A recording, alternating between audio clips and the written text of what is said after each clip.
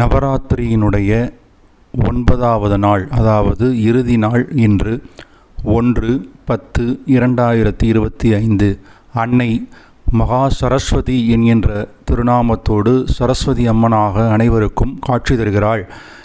இன்றைக்கி கோவிலுக்கு போய் ஏன் இன்றைக்கி கோவிலுக்கு முக்கியமாக போகணும் அப்படின்னா, அம்பாள் ஆனந்த ஸ்வரூபமாக எதையும் கேட்டால், என்ன கேட்டாலும், நல்ல விஷயங்கள் எதை கேட்டாலும் தரக்கூடிய மனநிலைமையிலே சந்தோஷமாக அமர்ந்திருக்கக்கூடிய ஒரு நாள்.